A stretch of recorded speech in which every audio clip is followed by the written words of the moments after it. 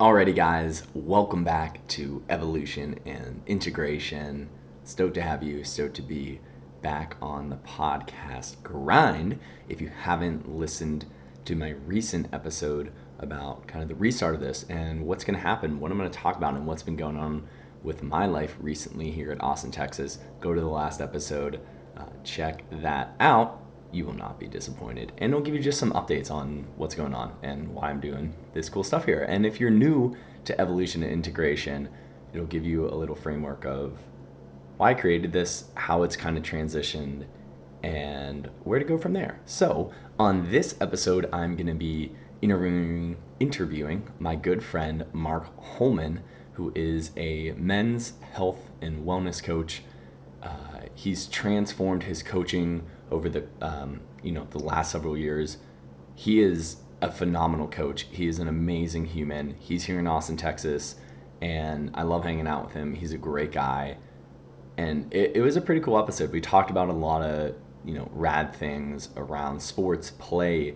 He has a coaching program called Revival, and a little part of that is these 11 laws of a life unchanged. And I don't want to spoil any of it, but they're pretty good. I think it's a good little way to categorize, okay, how am I hitting these 11 things? Which ones do I want to work on? And we talk about that in the episode. So check it out, listen. You can watch this on YouTube if you're just listening to this on a podcast. But yeah, thanks for listening, guys. Enjoy the episode. Alrighty, brother. Mark Holman, how we doing? Good. Excited for this, man. Yeah, I'm excited too. All right, brother. So tell me about this Life Unchained. Tell me about these 11, I want to say, are they laws? Yeah, I said 11 laws of Life Unchained. Okay. So for what is Life Unchained? So there's all, like in the modern day, there's tons of, I like to think of them as invisible chains that are holding people back. So like you can go through the list of like, poor health, poor nutrition, societal expectations, trauma, childhood trauma, all these things that they're not like physical things holding you down, but they are stopping you from achieving like your highest potential. And so the way that I look at it, we're cutting all of these chains in order to get to like max potential, which is what I call Life Unchained. That's kind of the idea. Okay. I got it. Yeah, man. I was, yesterday after my hockey game, kind of prepping for this podcast. I was just kind of going through, your Instagram highlight that I was looking at them all. And I was like, damn, man, this is a pretty good, summary, different aspects of your life where you could maybe pick a few and work on them for a little bit, and then just kind of decide. Mark is a coach. Mark, what would you say your title is? I usually just tell people holistic health. All right, cool. That's broad, but it's like specific enough. Like holistic health plus life. Yeah, are you working with more men than women, women than men? Yeah, men. Pretty much just men. Only men. Okay, cool. Awesome. Yeah. Love it. It's kind of funny. It's women, I feel like, do more coaching than guys do. So in my experience, at least, it seems like unless you're very niched from when you start, that a lot of guy coaches end up working with women a lot in the beginning. Yeah. Because it's them who want to sign up for personal training or health coaching. And then, men kind of realize if that's the path they want to go down. I mean, no, I know guys that only coach women.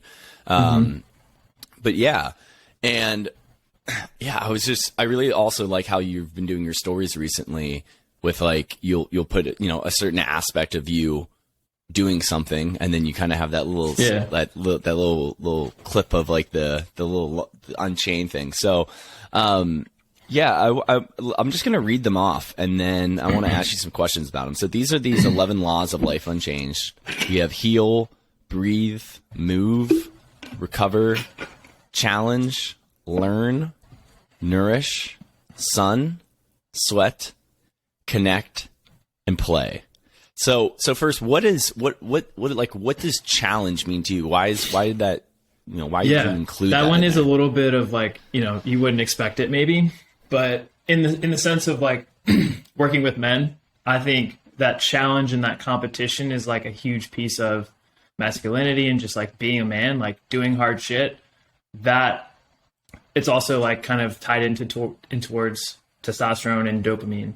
So like doing hard stuff like cold plunges, competing. Like for me, it's playing soccer, playing high level soccer. That like makes me feel really good. And, like as a man, that's like that, like hockey for you.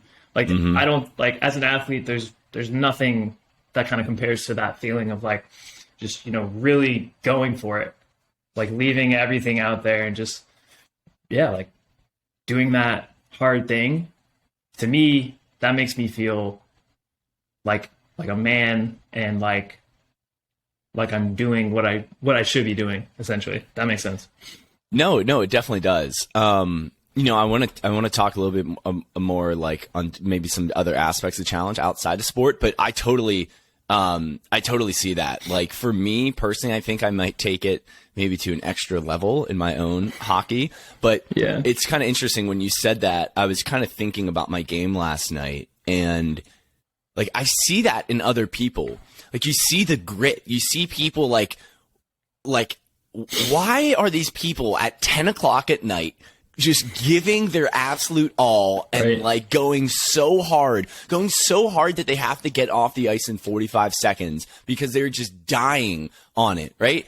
And I do think that it is, this is still open to women. It's not like women can't do this, but I think there is something innately about men and like fighting on the battlefield with your guy friends and like giving it all for yourself, but also for this greater good of the team.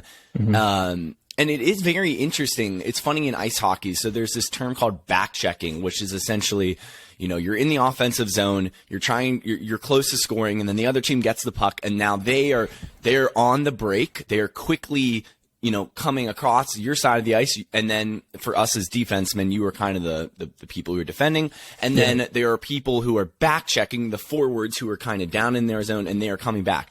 And it's really funny because the people who don't back check, there are forwards that will back check hard because we need that help. We need them to pick up this, what we call the high guy. There's people that bring the puck in, and then there's these trailers that will kind of stay wide open, and they typically scored the goals if they're left open. So you need a back checker to come. And it's interesting to see the people who don't back check, and then also the people who like other people's reaction toward that, because it's kind of like, hey man, like, you'll skate hard when you have the puck, but you won't skate hard when you have to help everyone else out, right? And I relate it to like, okay, like how would this react in like our primal like warfare things? It's like, it's like you're not willing to, like with the Spartans, to cover my side, right? Like in the Greek and the phalanxes, like you have to, in order for it to work correctly, you have to depend on the man to your left or your right to cover your side. And I think that like this challenge, just giving it your all, like you said in soccer, like it feels so good. Like we miss out on that, especially in like the physical exertion. I think this also plays. This is kind of the broader aspect of the challenge thing. I think you would agree is like it's also mental challenge. It's also like discipline and like the reward that you get from doing hard things is. It is very rewarding, but it's hard to achieve. And, all these people that we look up to in life, like they have done this hard stuff. Like if you listen to them in interviews, like life isn't easy for them. Right. And even though some people are like, oh yes, like I'm just going with all the way and I'm just doing everything like, man, like, I mean, there's some people like that you really look up to, but at least in like the man, I was about to say the manosphere. That's a thing, not what we're talking about. But in guys, in successful guys, they're like, yeah, man, you got to put in the work. You got to grind. Like, exactly. You got to do tough stuff. That's what it's worth. So that's like in order to achieve cool shit, like you have to do stuff that maybe you don't want to do or stuff that's hard. And that's where the challenge comes in. Because to me, like, I don't think anyone here on earth came to just like, mosey through life and not really achieve anything or accomplish anything great. Like we're all here for a reason. And in order to get to that ultimate reason, like you have to do some hard shit. Yeah. Okay. So then let's talk about play. How does play kind of come into that? Yeah. So that's like the counteraction of the challenge. It's like, we're here to do like big things. Like it's all serious. And that's like, but really like, don't take life so seriously. Like, we're still like, it's life, we're we're going to have fun too. It's not all grind, grind, grind, go, go, go. It's like, take some steps back, really enjoy your life. Because at the same time, like, yeah, we're maybe here to accomplish some things and make the world a better place, but also like, let's have fun doing it, right? Like that's the whole point. There's no point to do all these cool things, but if you're not enjoying it, or if you don't have time to kind of counteract that, then to me, like, well, that's not really worth it.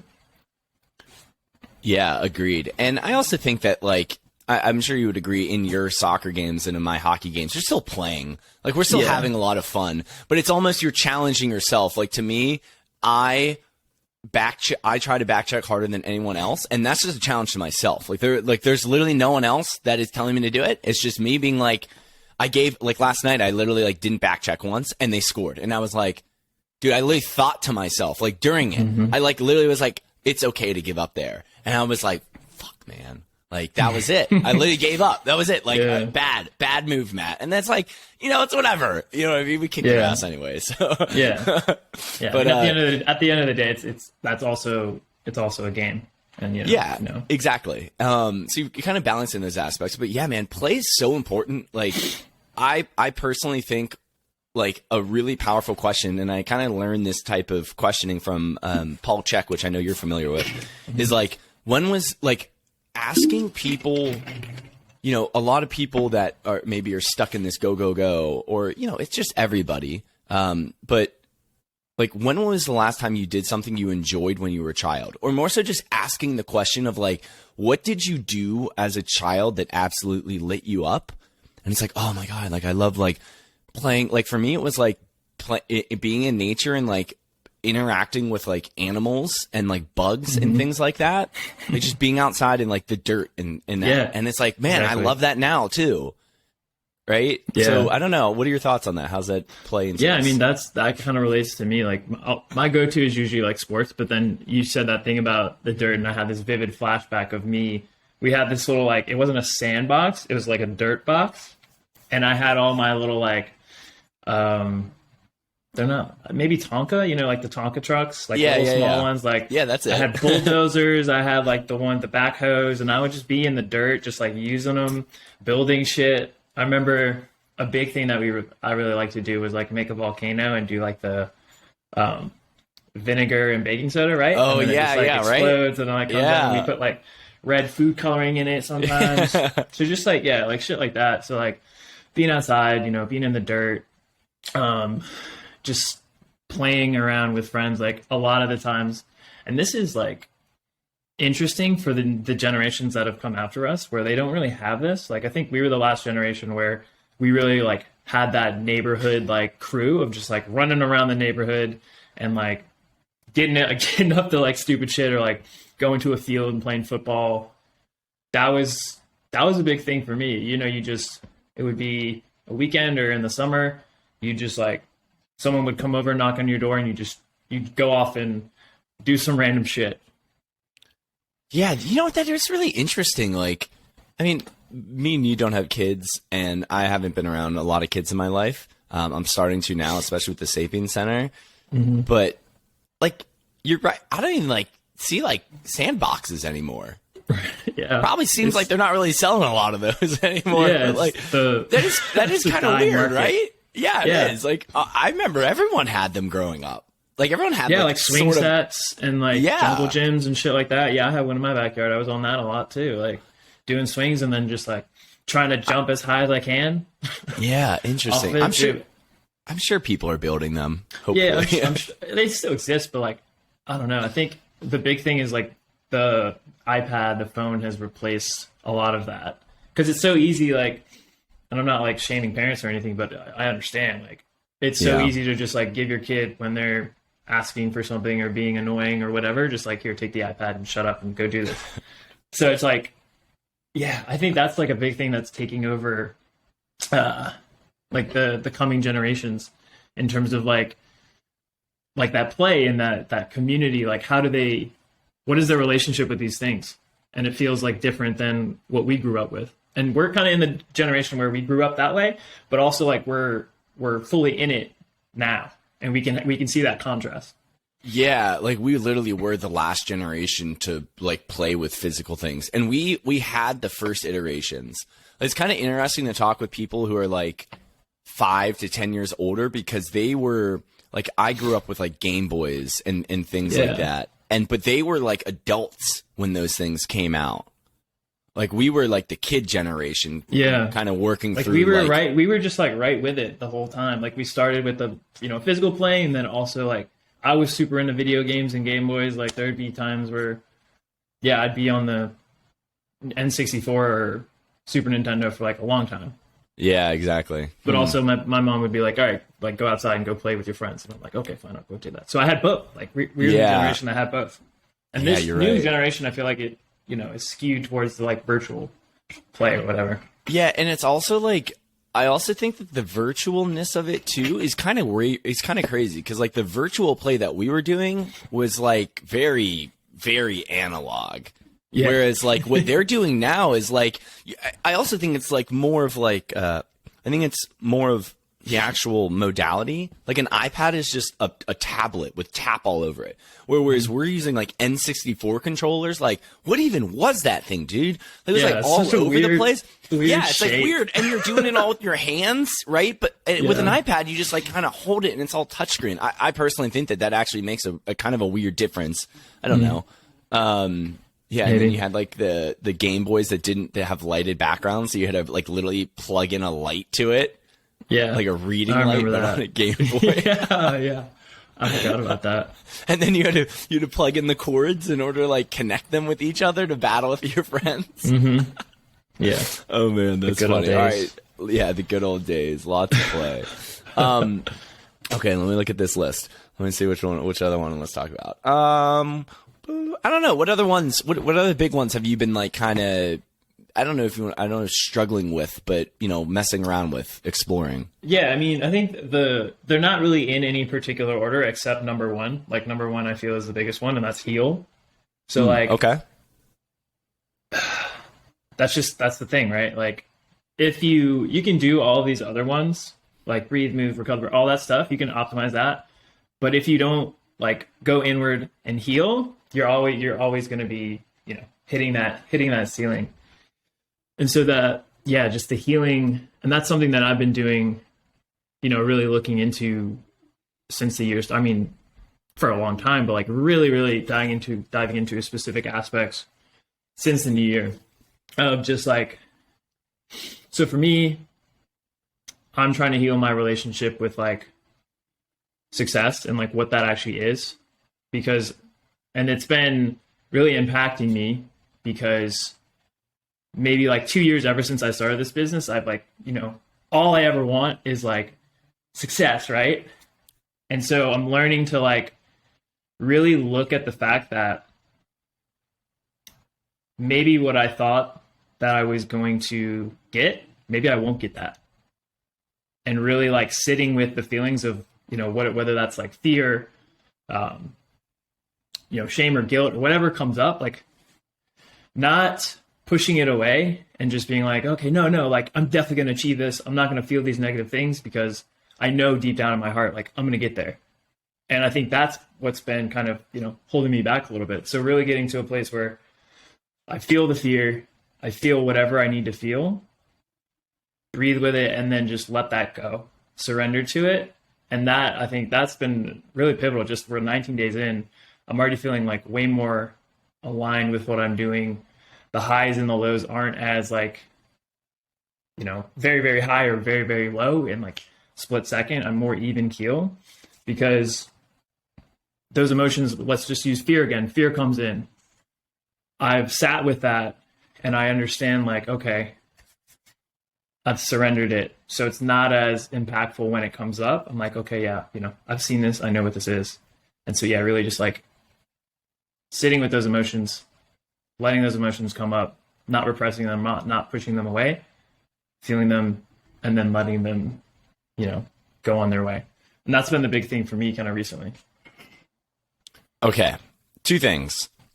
One, so like, I'm trying to figure out how you, I feel like you skipped a little step, and that's okay because I'm going to hear the siphon it out.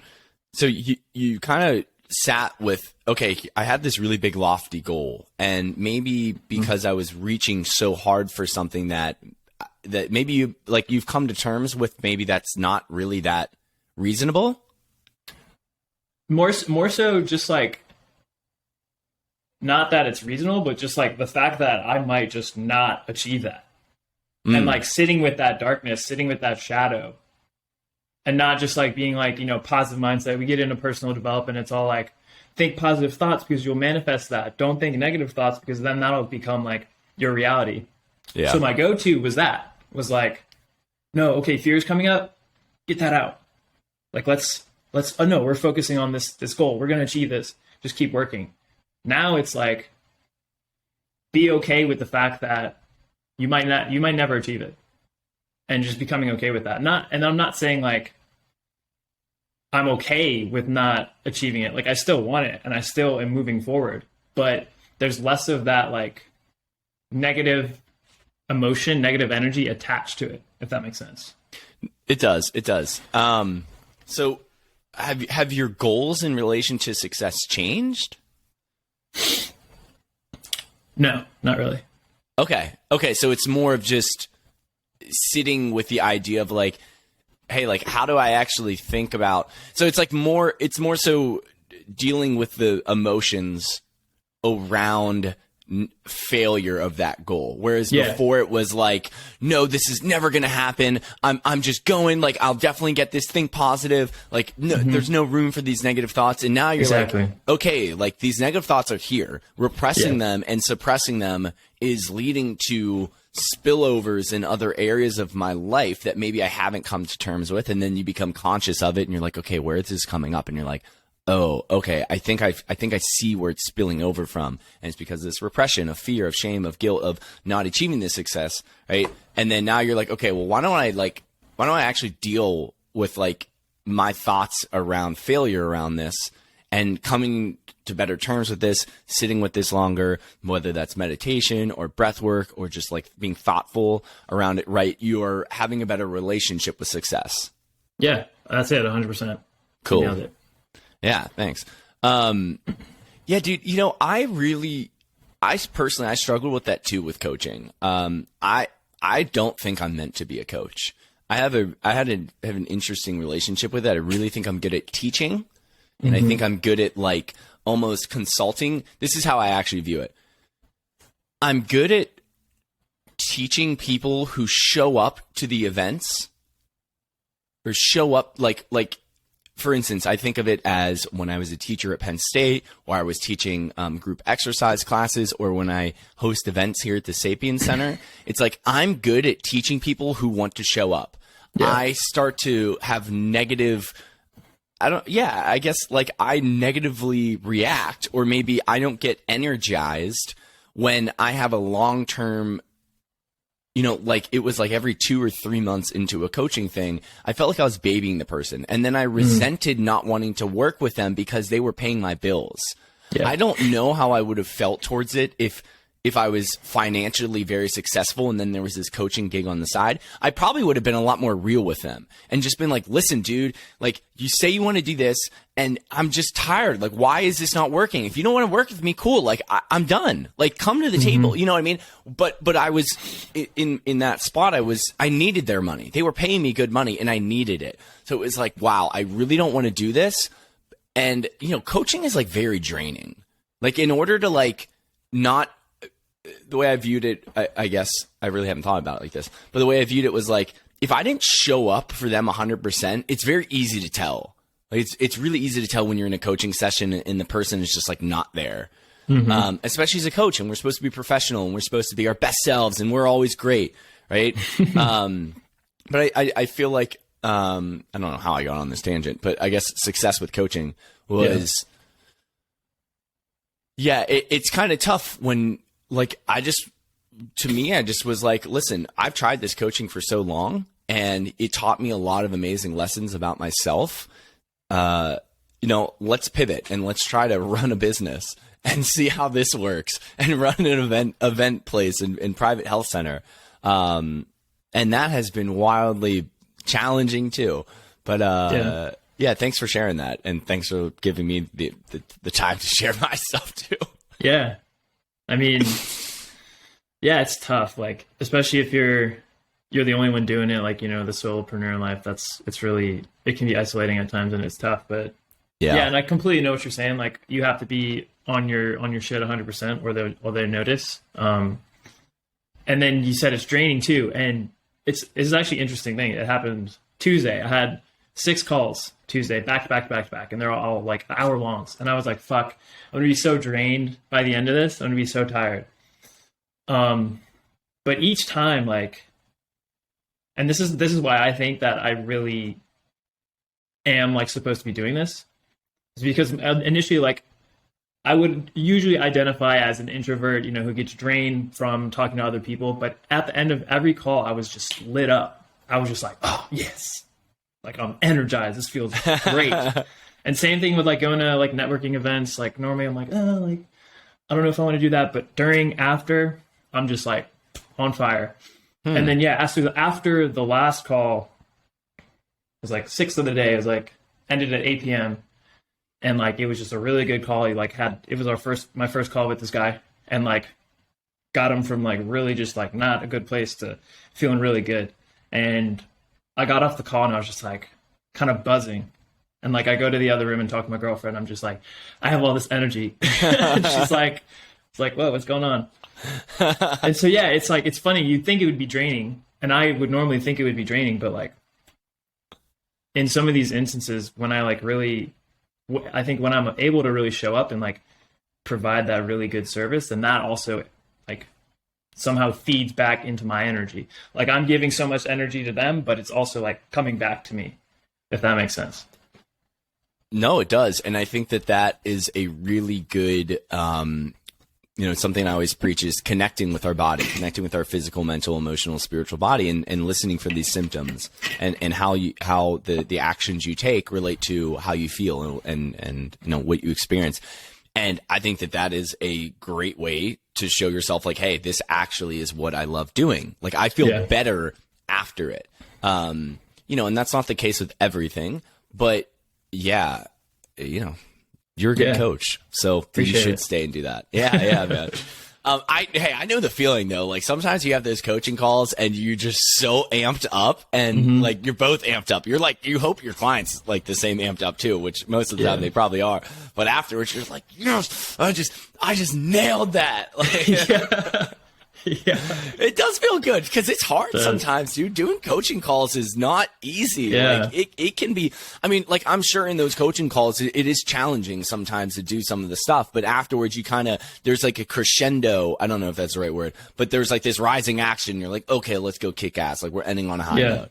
Yeah, and definitely starting out too, because like how I initially got into coaching, I was just fitness, and so I just do like check-ins. So it'd be really like surface level. Now, like, hour-long calls, like, we're getting into the nitty-gritty, we're getting into some deep shit. Like, being able to hold that space, that's like the next level. And like, there's a lot of times where I'm like, in the beginning, less now, because I've, with more experience, you get better at it, and you kind of just know to trust. Intuition, I think, is a big part of this. And so in the early days, I was always just like, oh fuck, like, what do I say now? What do I say now? I'm gonna fuck this up. And so that part was initially draining, but like, the more you do it, and the more you, again, like, coming back to surrendering to like your intuition, my intuition, knowing like whatever they say, not to rush it, not to feel pressure to say something super quick, really sit with what they're saying. And sometimes just like, maybe it's just like being quiet, and then they like fill that space with another breakthrough. So yeah, it's been really interesting to kind of witness that evolution of just doing check-ins and like being really surface level to now like really getting into that deep shit. And then the level of transformation is just night and day. It's so much more fulfilling for me to really, really like, not only are we like now nailing down all these like physical and mental like health things, but also like getting into that spiritual, getting into more just like the deeper shit. It's just super cool. Yeah, it's really important, and it's actually been cool to see you kind of transform from that. I remember like when we first met, you were doing like just the check-ins and stuff like that, And Yeah. I always have like, I personally could never do something like that. Not that it's like downplaying or anything. I just never really liked that style of like exercise coaching. I love exercise coaching, but I love it in person. I can't do it like online or things like that. Yeah. It's just different. But okay, I want to talk about something, and I want to ask you about this, and it's just going to be on podcast because I think a lot of people will benefit from this. Cool. Tell me about boron. Boron. Yes. Let's go. Nothing boring about boron. There's Nothing. so many good things, but the main thing is like how it acts on testosterone. Okay, but hold on. What is it? Like, what is boron? I think it's just like a mineral, like it's a, or maybe It's even an like a element. salt. It's a salt. Yeah, it comes from a salt, right? Something like that. I'm not Yeah. entirely sure of like the right, origins. cool. I just know like what it does. Yeah, sweet. But yeah, so like the big thing is how it acts on testosterone. So a lot of times, like to back up, people will get their testosterone tested, and usually they might just do like total testosterone, which is like the total amount of testosterone that's floating around in your body. But there's two other things that are important, a lot more other things that are important, but let's just focus on these two. And that's free testosterone, and then there's SHBG. And so SHBG is sex hormone binding globulin, and that is what kind of binds to some of the total and renders it inactive. And so that's why your free testosterone might be low. So this is where boron comes in, where it essentially, and I don't think the studies even like really know like exactly what it does, but they say like, this is what we think. This is what we conclude.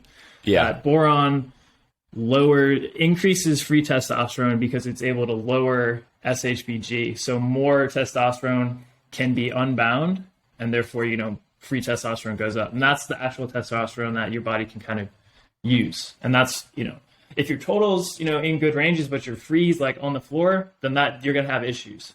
So it's looking at not only total, but also free and SHBG if we just want to look at those three. Yeah. Okay. Yeah. I saw a few posts about boron and like how it used to be used a lot to like treat different types of ailments and things like that in like alternative medicine. And then they kind of like outlawed it somehow. Like they just like stopped like people from using it. It was really interesting. I mean, yeah, that sounds about right, doesn't it? Yeah, it does. Something works really well. Like, oh And yeah, it's we gotta cheap get rid and of it's it. like everywhere. It is super cheap. Yeah. Yeah. So that was just, I need to mess around and get some. I actually was Yeah. just So reading. the caveat though is you kind of have to take it. It's kind of like in a dosing protocol. So like, and this is what the study showed. If anyone wants to watch or look or read, or if you want to, just Google like nothing boring about boron PubMed, and the study should show up. Okay, cool. And the kind of drawback is if you take it for too long, it also increases your estradiol, which you don't want that being too high. So usually what I like to do is like 2 weeks on, 2 weeks off initially. So maybe do that like, nine-ish milligrams for the 2 weeks, and then, take it off, and then you can just kind of go to a maintenance dose of 3 milligrams. Do you have any like people or resources that you trust on boron? Is anybody like Huberman or Mark Sisson or people like that? Like who talk about it? Yeah, like because some people just won't. Some people don't know how to read like PubMed articles. So is there anybody that kind of synthesized this? It's okay if you don't. Either way. Yeah, I don't think I mean, I learned from my mentorship. I learned from Jake Carter. Okay. I'm sure if you want to learn more about boron, you can look that study up, and then it's a good study. It's pretty easy to read too. They line it out pretty like plain. Nice. All right, cool. Well, that's boron. I just you talk about it sometimes, and I've heard other people talk about it. Yeah, it's like one of the things that gets a lot of. I'll talk about it, and it's one of the things that gets like the most engagement. It's funny. It's just like this weird thing. People's like, I've heard of that before. It's on the periodic table, isn't it? Yeah, it's the B one. It's the B. Yeah. Okay, cool. Yeah, I was actually just for our newsletter. I just was looking up some articles, and I found stuff about sodium bicarbonate, and like it's how you can use it as like an exercise supplement for maybe longer bouts of exercise. Okay, yeah. It's just interesting. Cool stuff. Yeah. Cool stuff. Supplements, man. Yeah, man. Okay, let me look at this. Let me look at these.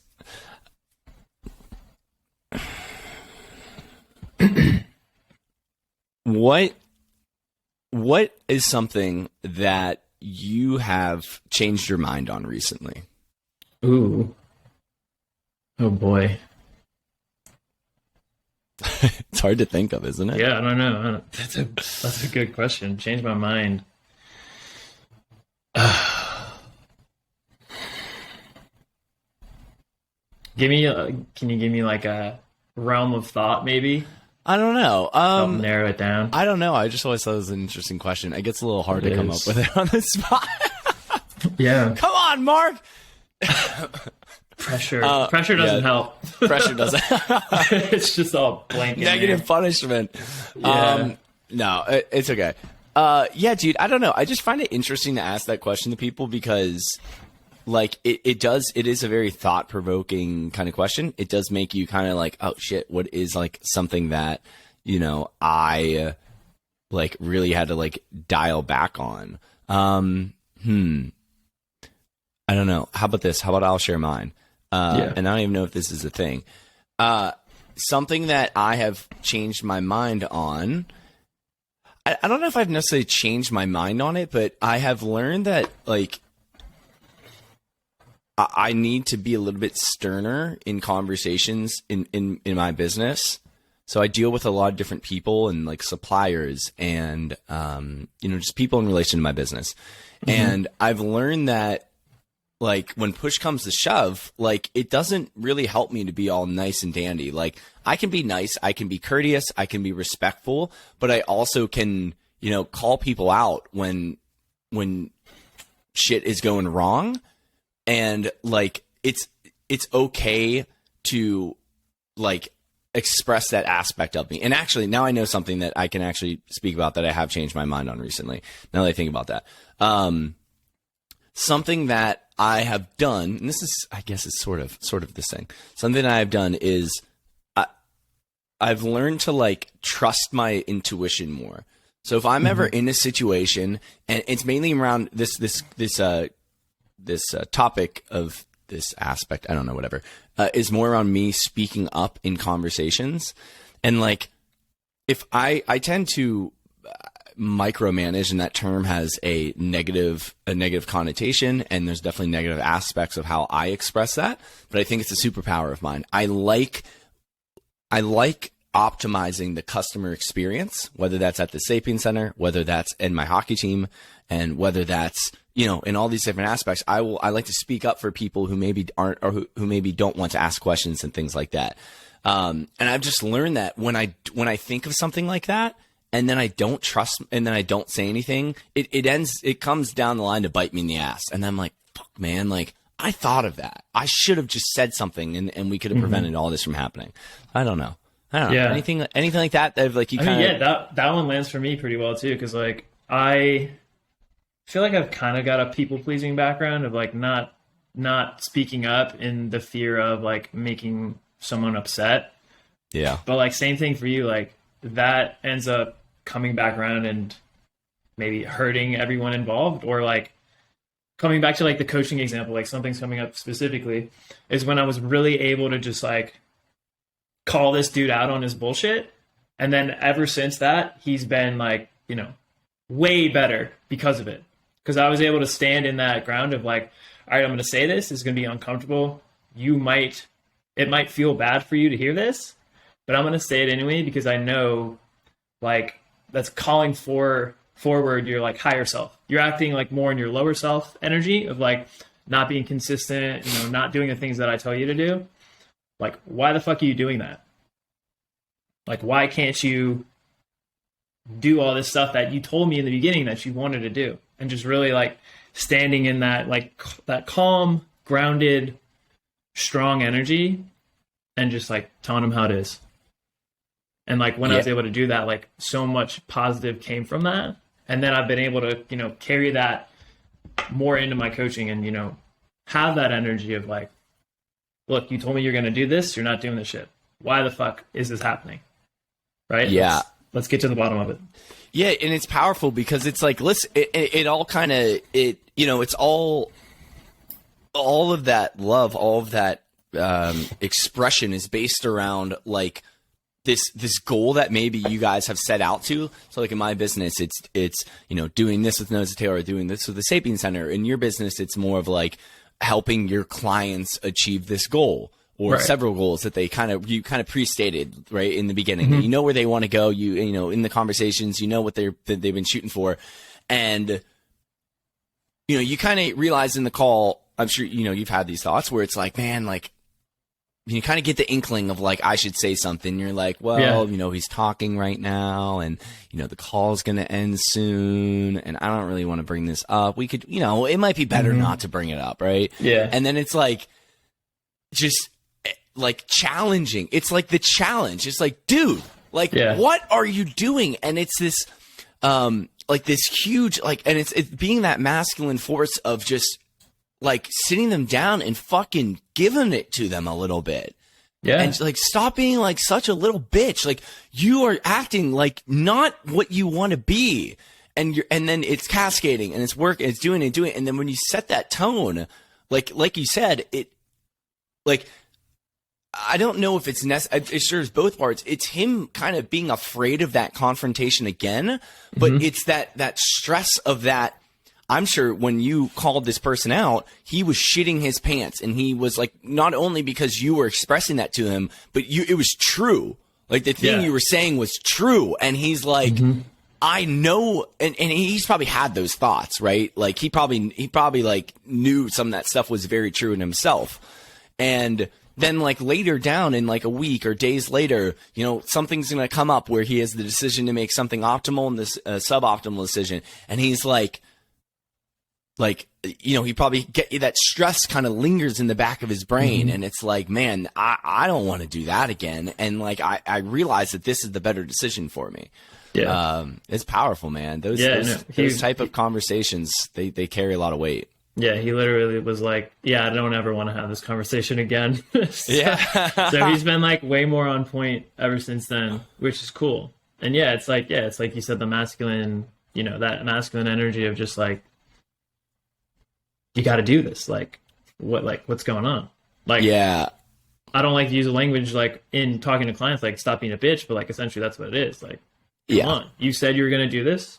Why are you not doing this? Yeah. You have everything that you need to do it. Let's go. And sometimes you just need a little bit of that, like, come on, let's go. Yeah, you need someone to like shove you the right way. Like I actually, I was catching up with some friends, and I was asking how one of maybe a more distant friend that I haven't really caught up with, and I'm like, hey, how's he doing? And my friend was like, oh man, he's doing really well. He's doing this, this, and this. He's doing this, this, and this. And I'm like, holy crap, man, that was a complete turnaround. Like in college, this guy was very lazy, laid around a lot, just didn't do a whole lot of stuff. Probably was suffering from like depression and just a lower state of being.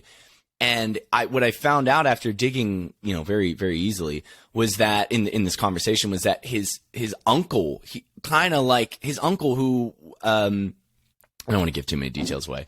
I met his uncle once. His uncle was this badass dude and who had a lot of like very good qualities. And it seemed like he kind of took him under his wing a little bit and kind of just like pushed him and was like, we're waking up in the morning. We're doing this. Probably had him exercising, probably had him socializing. And like now he's killing it. Like he's very successful right now. And unfortunately, I need to follow up with him, but I don't see, he doesn't do anything on social media. So I don't really see it at all. Bastard, but start sharing more. Man, like it takes, especially for men, it's probably pretty different with women, like women and women coaching each other. It's definitely a different aspect. I wouldn't, I'm not an expert in that, but, man, that challenge, especially and it doesn't have to be someone that's older than you. It's just someone that is maybe down the line a little bit more than you in some aspect of your life that you want to achieve. It's kind of like it's a mentorship, right? It's coaching. Yeah. Yeah, definitely. I think, that's huge. Yeah, definitely for men, like having that leader, that role model to look up to. And I think probably a lot of like guys our age, maybe we're missing that.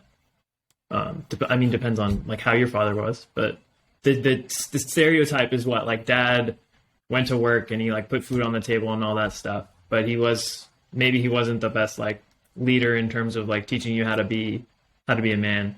And so I feel like a lot of that is kind of missing today, that like role model, that leadership. Yeah. How do you think guys like, you know, in their 20s, how do they get that? How do they get the leadership? Yeah, like what can they do?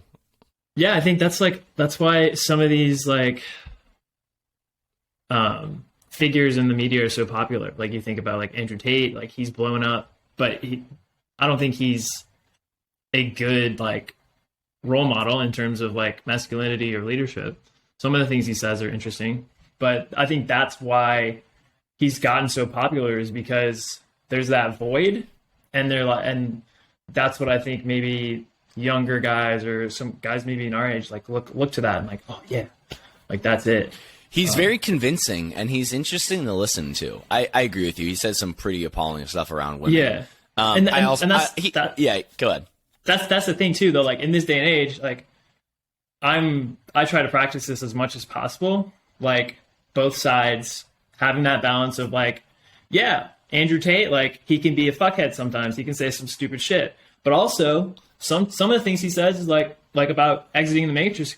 Exiting the matrix is like, oh, that's cool.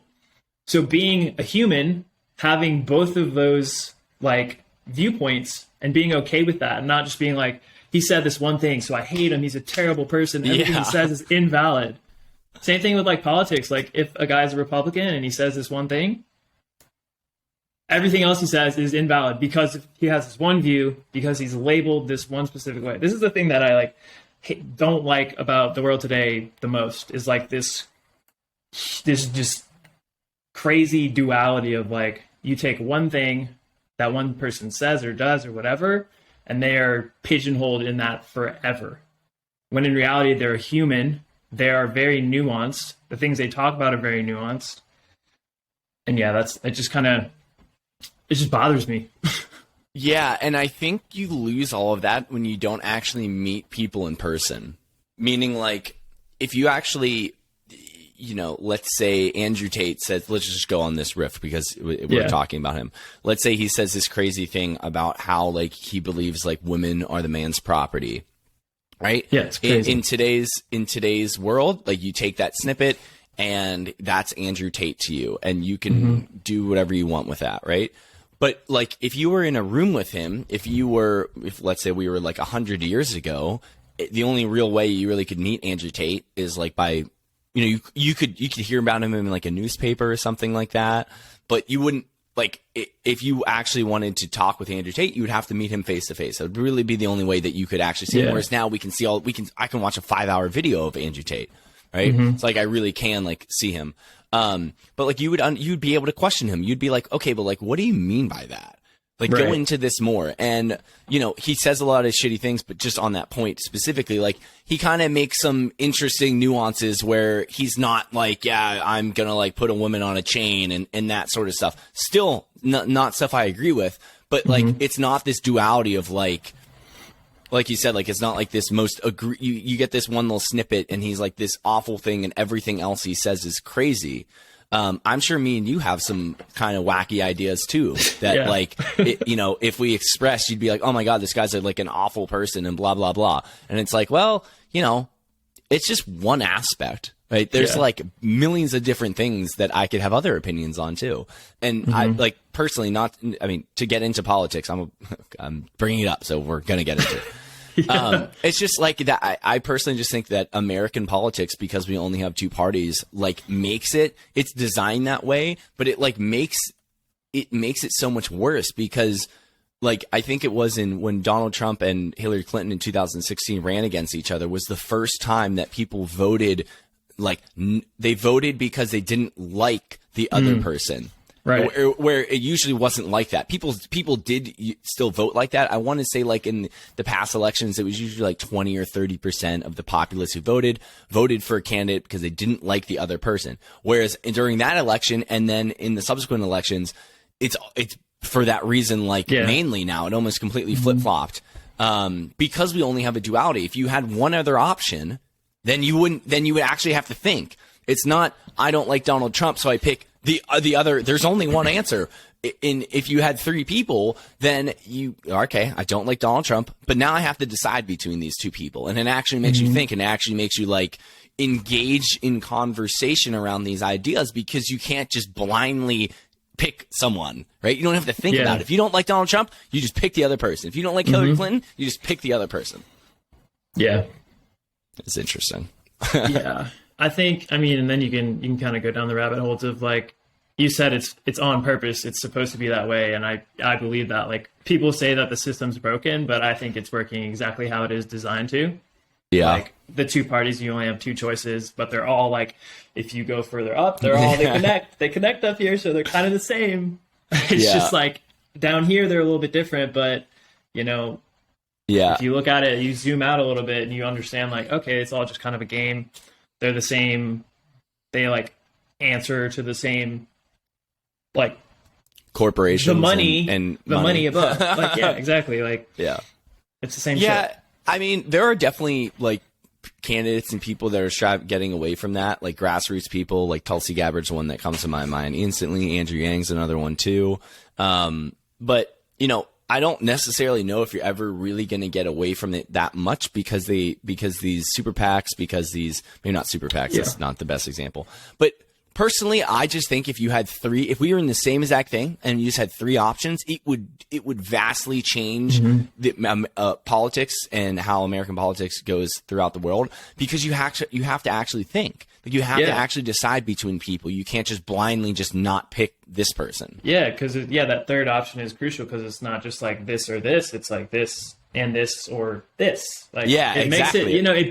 I think it brings the nuance back to like that decision. Whether now it's just, complete duality. There's no nuance. Yeah. Which there should be, and I think there's still opportunity for. But the average person is ignoring that nuance and just going this way or this way. So I agree. But again, like, I don't think that's ever gonna happen.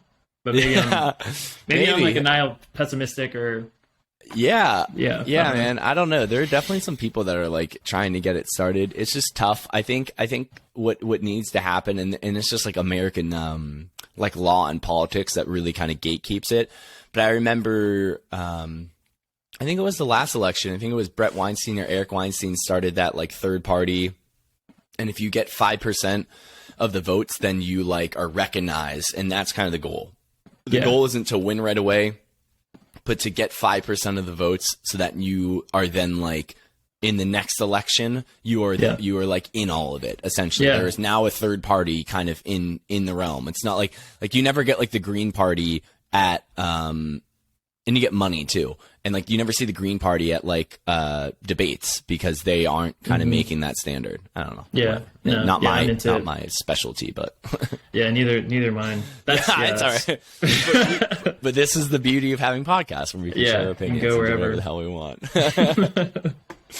Oh man. All right, brother. Well, this was fun. I know, like I've been looking, now that I'm not a coach, I have to find coaches that I can recommend people to. And I would love to share people your way. So, maybe share, I know you're really big on Instagram, but if there's any other platforms you've been loving or anything like that, and then I can link any links you want in the bio. So just share that, and then we'll go from there.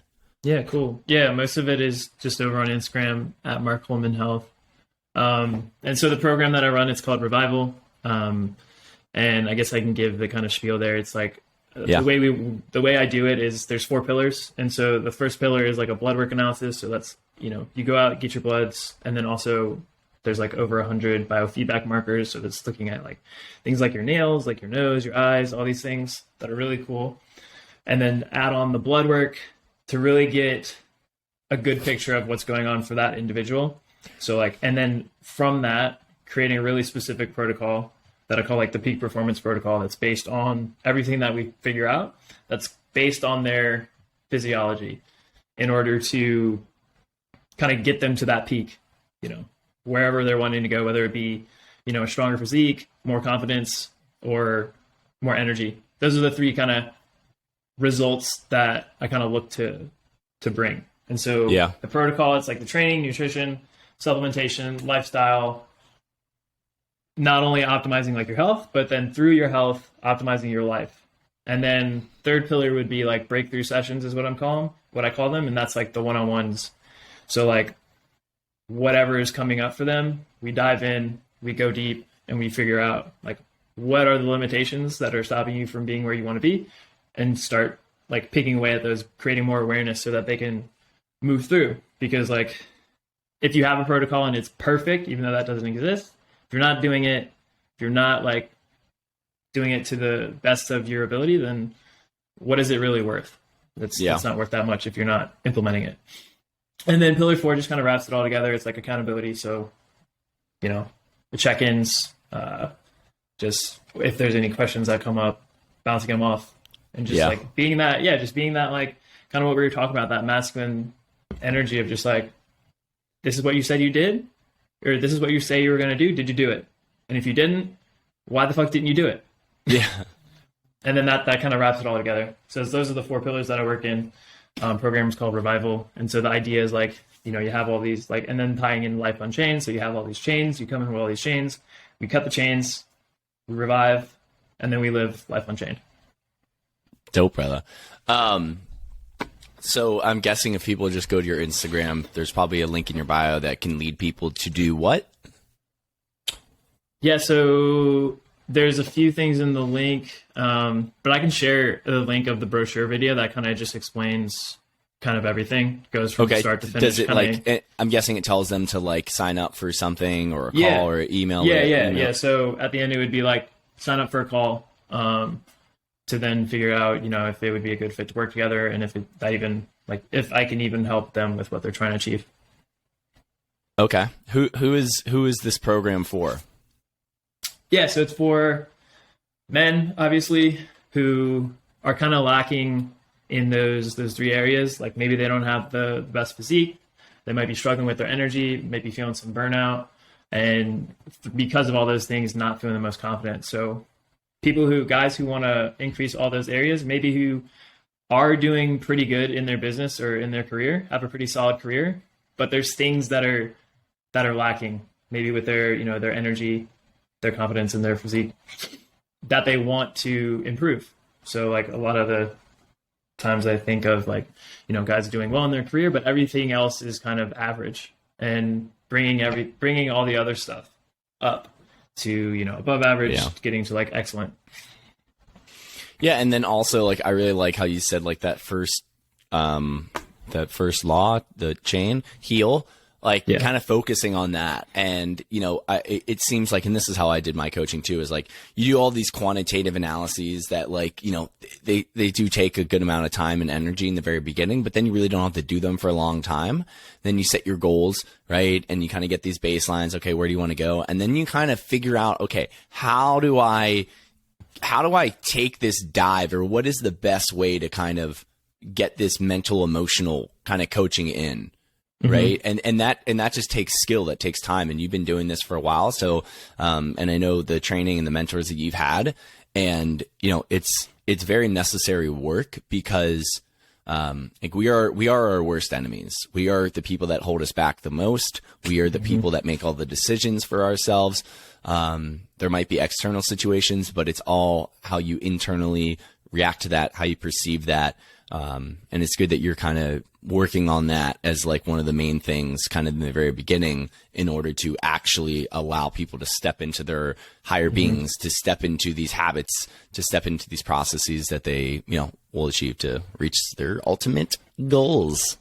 Yeah, definitely, man. It's been a ride for sure. And so it's really cool to not only like have that skill set, but also the kind of transformations that you're able to kind of facilitate. And it's not even like, all I'm doing is kind of just asking questions. Really, all the work that is being done is like from the client, from them. So yeah, it's been super cool. Yeah. Well, that's really important, right? Like the questions are what make people think about it. Right. So awesome, brother. Well, Mark lives in Austin, Texas, and we're going to be hanging out a lot. We might could be going to take a nice little dip in Barton Springs. It's actually really interesting in the winter because it's cold outside. Like I went the other day and it was like 40 degrees outside. I was freezing. You get in the water and it's like this is a little warm. It's not it's not a hot tub, but it's it's not cold. In the summer, it's like 110 degrees here, and you jump in, and it's like, freezing. it's so cold. This is amazing. And then you go in the winter, and it's like you want to be in the water. Nice. Well, yeah, dude, I'm excited. Let's do that. Yeah, cool, brother. All right, guys. I've been taking the cold shower. Sorry, you can cut it. Yeah, yes. No worries. You're good. Same, dude. I've been doing them like, so today's the 19th. I think I've missed 2 days. I've been trying to like do it within the first 10 minutes. Yeah, dude, I feel so good after them. Yeah, it's amazing. It's pretty sweet. Yeah, I've been doing it the opposite way. I think we talked about it, like, oh yeah, that's getting right. sunlight first, watching the sunrise. If I, get out there for the sunrise time, which isn't even that early, it's 7:30. I know, that's a shitty, dude. Living west in a time zone is a total bad biohack. It is not a good biohack. At least it's kind of interesting. I mean, it's like society, turn and time, it's all made up. But like, it's late here. Like, I wake up and it's like the sun doesn't rise until like 7:30. It's like, fuck, man, kind of like, like it's like, oh, I wish I could wake up at 6:30. Well, it's like, well, just like get your day started a little later. Like, there's society requirements and things like that. But like sometimes I wake up at like 6:30 and I'm like, so, how long do I have to wait for the sun? Right. Yeah. I don't have that problem. I'm like 7:30. That's a great time for me to wake up. Perfect. No, it is. Same. I'm with you on that. Cool, brother. All right. Well, thanks for coming on. Thanks everybody for listening. I will link to Mark's promotional video down at the bottom. I'll link to his Instagram so you guys can check on that. Yeah, buddy, we're back on the podcast ride. So hopefully I can get one of these guys out to you every single week, and we'll do it. So thanks for being here, Mark. I appreciate it. Yes, sir. Thank you. Cool.